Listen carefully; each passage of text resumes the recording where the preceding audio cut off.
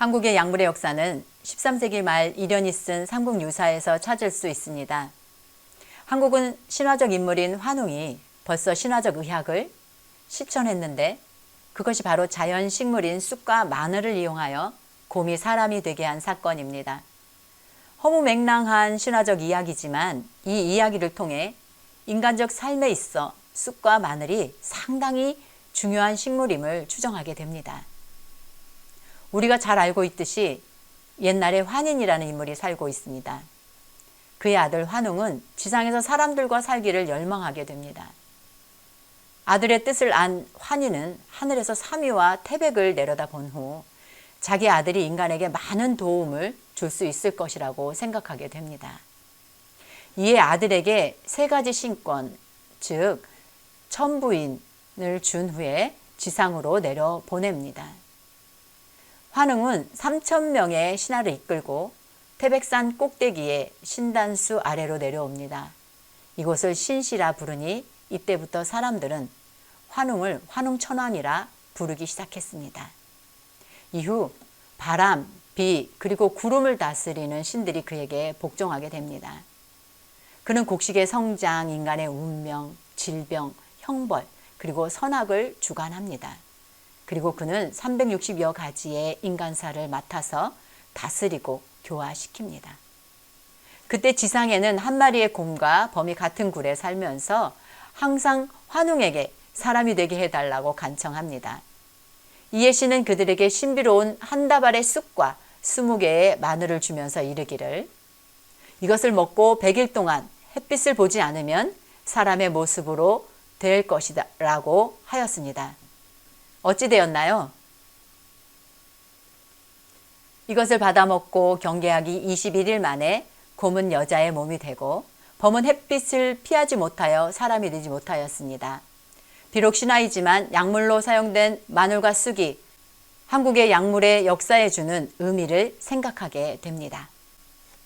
지금까지 약물의 역사에서 중독물질 또는 향정신 물질 등의 발전 요인을 요약하면 다음과 같습니다.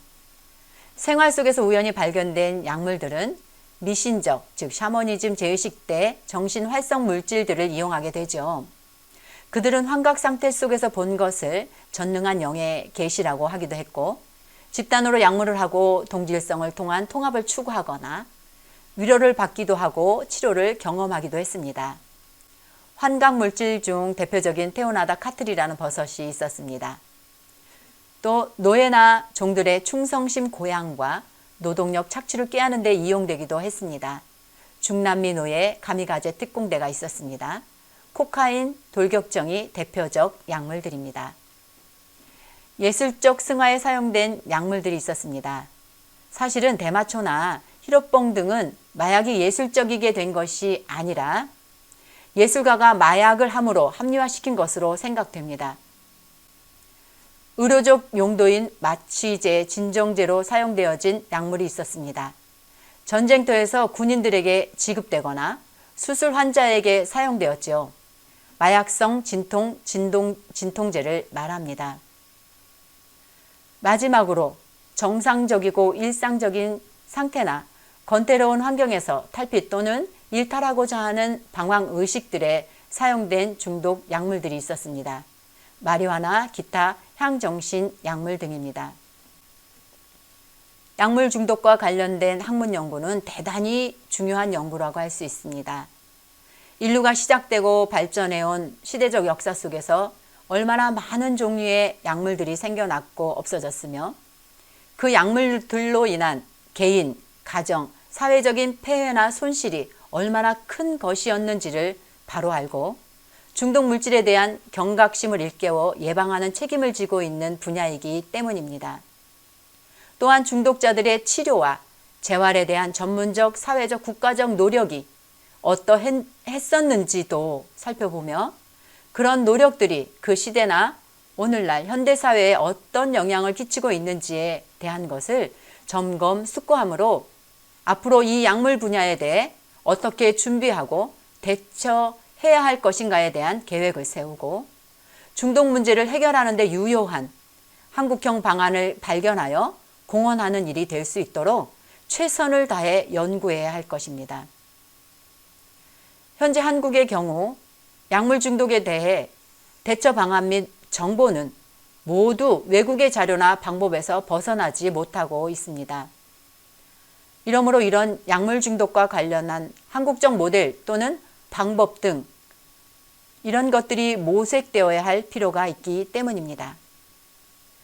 동서양의 신체적 구조나 환경적 요인, 가족 간 관계의식의 문제, 법적, 종교적, 국가의 정책 등이 상이한 상황에서 우리나라의 중독 치료 및 예방 모델이 절실한 것입니다. 제3장 약물의 명칭입니다.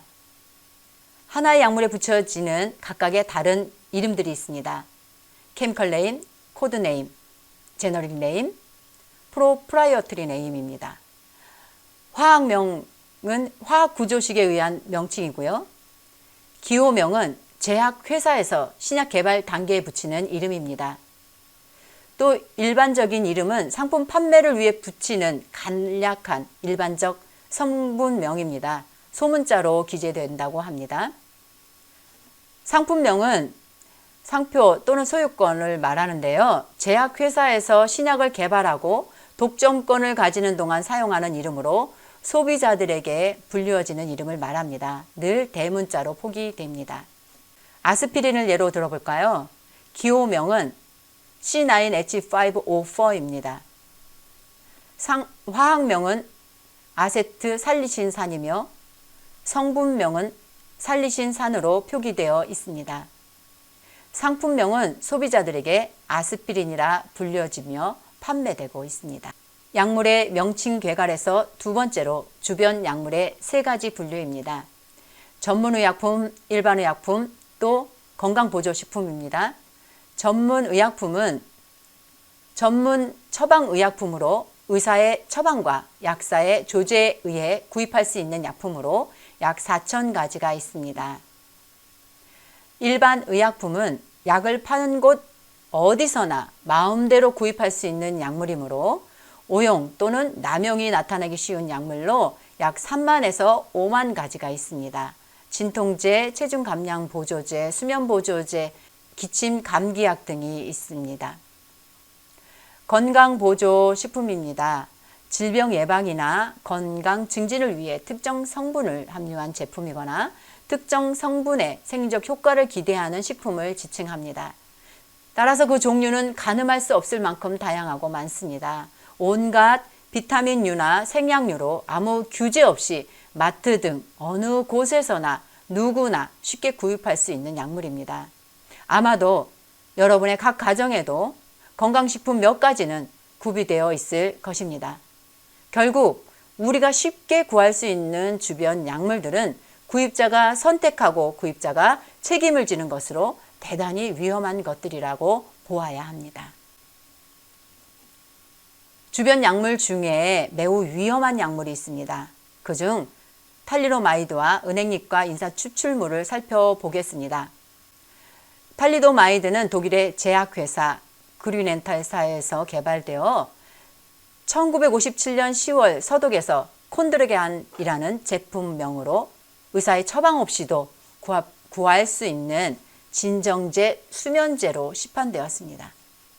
특히 입덧을 완화하는 데 효과가 있어 많은 임신부들이 사용하였으나 이 약을 복용한 산모에게서 사지가 없거나 짧은 신생아들이 태어났고 그 원인이 이 약 때문임이 밝혀졌습니다. 이 아이들은 신체적 기형뿐만 아니라 생존율도 낮았고 그나마 살아남아 성인이 된 아이들도 한평생 후유증을 안고 살아야 했습니다. 1961년 11월 독일에서 그리고 62년 여름에야 일본에서 판매가 금지되기까지 거의 5년간 사용되었고 그 때문에 유럽에서만 8,000명, 전 세계 48개국에서 1만 2천여 명 이상의 기형아가 태어났습니다.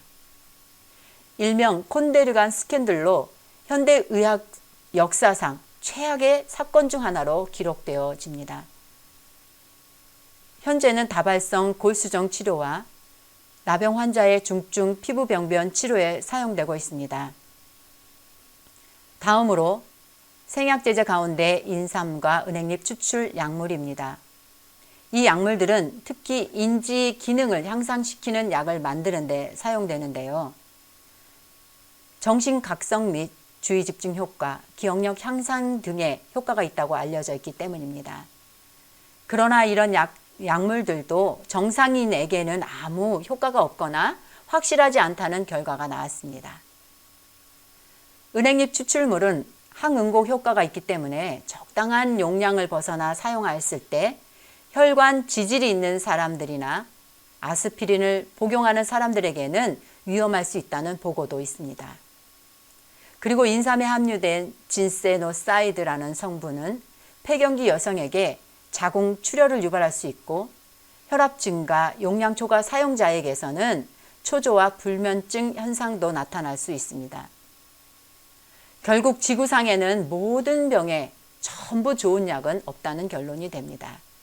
따라서 맹신하거나 남용, 오용은 금물이겠죠. 약물에 대한 일반 상식도 매우 중요한데요. 예를 들면 보편적으로 비처방 약물인 일반 의약품 가운데 진통제나 감기에 좋다는 약들은 항히스타민제와 충혈 완화제를 함유하여 사용자에게 유익과 유해를 모두 끼칠 수 있습니다. 또한 뇌전증 치료제 등의 부작용도 심각하므로 될 수 있으면 피하되 불가피할 경우 정해진 용량을 절대 초과 사용해서는 안 됩니다. 사례를 보겠습니다. 분당 서울대병원 소아청소년과 황희 김원민 교수, 디지털 헬스케어 연구사업부 유수영 교수 연구팀은 빅데이터 분석 방법인 공통 데이터 모델을 활용하여 뇌전증 치료를 위해 항경련제를 장기 복용하는 소아 환자의 혈액검사 결과를 바탕으로 약물 부작용의 빈도를 분석해내는데요. 과거 간질이라고 불려진 뇌전증은 경련 발작이 반복적으로 나타나는 신경계 만성질환 중 하나로 전체 인구의 0.8에서 1.2% 정도가 앓고 있습니다. 약물 복용을 통해 뇌전증 발작을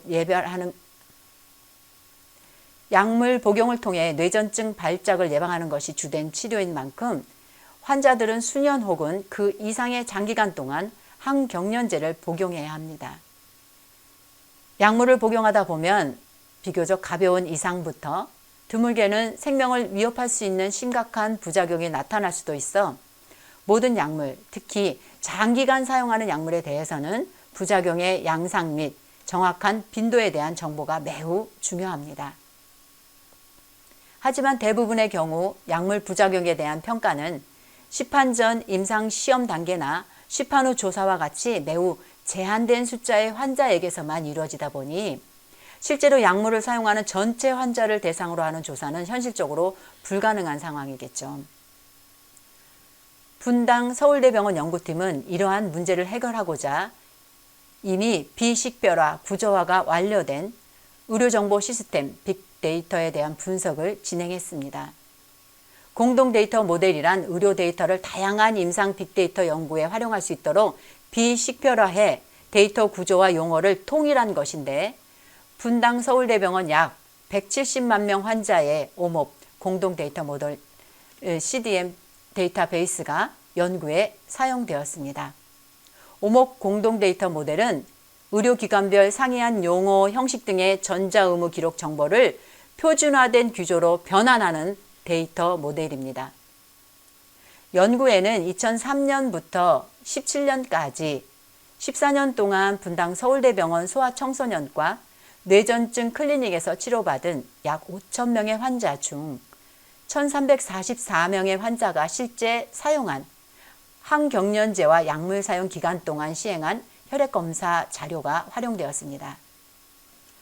가장 많이 사용된 5가지 항경련제를 기준으로 복용 기간 중 이루어진 혈액검사 결과를 토대로 빈혈, 혈소판 감소증, 백혈구 감소증, 저나트륨 혈증, 갑상선 기능 이상, 간 기능 이상 등의 뇌전증 치료제에 대한 이상 소견을 분석해 냅니다. 약물 사용과 관련된 이해입니다.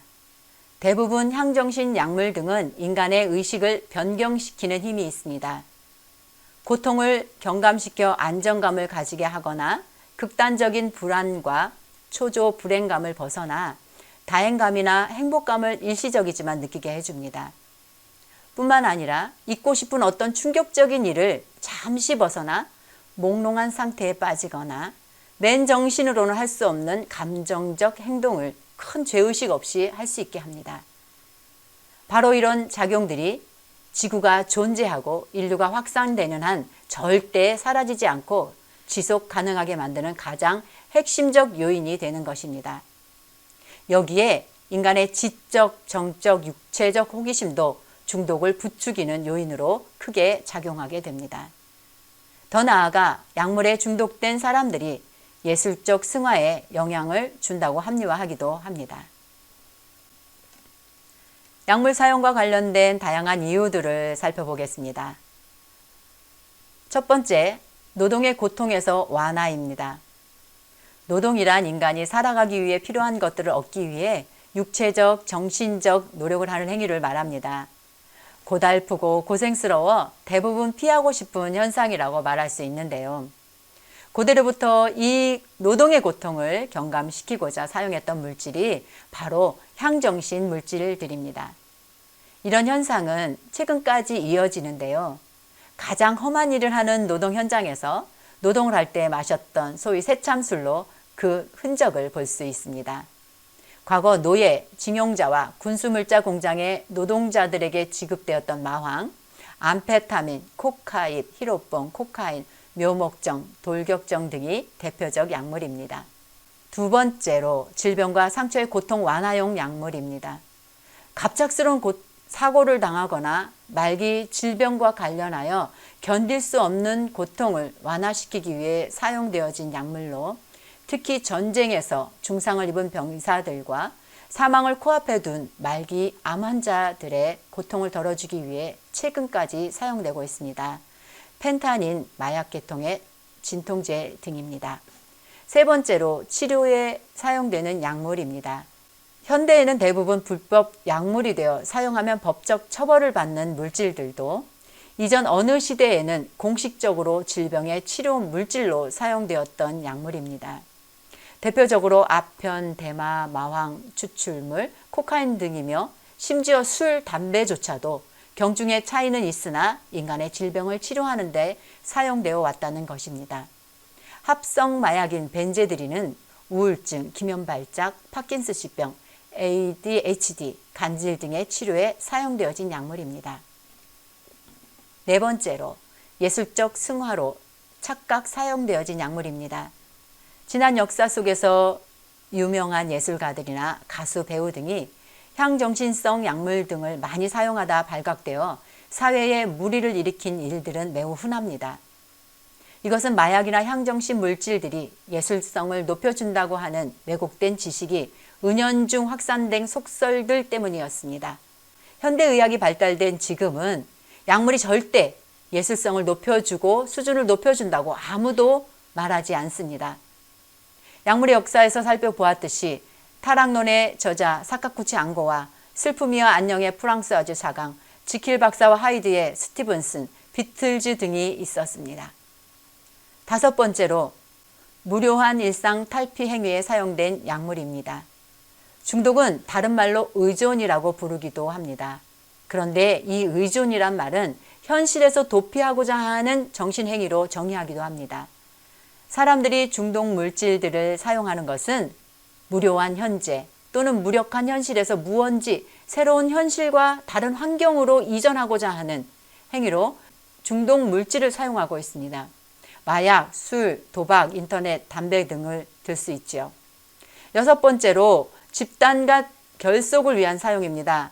일단의 종족 또는 부족들이나 공동체의 구성원들이 한 정서에 모여 향정신 물질들을 흡입하거나 흡연하거나 마시는 경우가 역사 속에 많이 등장하는데, 이런 집단적 중독 물질 사용 행위는 집단 간 동질 의식이나 결속을 목적으로 하는 경우가 대부분입니다. 오늘날 사교 집단에서도 자주 등장하는 사건들을 볼 수 있고, 얼마 전까지 대유행했던 직장 동료 간 술자리 회식 등도 이런 유형으로 볼 수 있습니다. 7번째로 향락 추구적 사용입니다. 중독 물질이 주는 오감의 쾌락적 이상 심리를 경험한 사람들이 그 기분을 다시 느끼려고 중독 물질을 반복해서 사용하는 경우를 말합니다. 물론 이런 현상도 앞에서 언급한 다양한 주변 상황들과 연관성이 있지만 핵심은 개인적 향락 추구가 그 본질이죠. 인간의 이 향락 추구 앞에 다른 문제들은 2차적 또는 부수적인 일들이 되고 마는데요. 결국 이런 개인적 일탈 행위는 가족, 사회, 국가적 질서를 무너뜨리고 파멸로 치닫게 하는 요인들이 되는 것입니다. 대표적 약물로는 파티 약물로 불리는 엑시터시가 있습니다. 8번째, 통치와 복종을 위한 사용입니다. 한마디로 기득권자가 피지배하에 있는 사람들을 통치하고 복종하게 하는 수단으로 향정신 약물들이 사용되어 왔습니다. 건달깡패 두목이 큰일을 앞두거나 해치운 후에 꼭 베푸는 것이 여자나 술, 그리고 향정신 약물들입니다. 이런 현상은 관료 사회에서나 일반 사회에서도 경중의 차이만 있을 뿐 흔하게 있었던 일인 것입니다. 이번 이 말 잘하면 한턱 낸다라는 말에 그 의미가 스며 있습니다. 가미가제 특공대에게 돌격정이 지급되고 바로 출전하여 황제에게 충성하여 자포까지 가능하게 했던 것을 기억해 봅니다. 마지막으로 9번째, 배금주의 사상에 의한 유포용 약물입니다. 돈을 제일 강한 주체로 삼고 어둠의 세상에 사는 사람들이 분별 없이 하는 돈벌이 사업수단으로 전 세계의 마약 물질이나 향정신 물질들이 확산되게 되었습니다. 이런 현상은 근현대 역사 속에 너무 흔한 예들이어서 깊은 설명을 할 필요도 없을 정도입니다. 정선 카지노와 같은 합법적 도박장이나 경마, 경륜, 게임 사행 산업 등을 들 수 있습니다.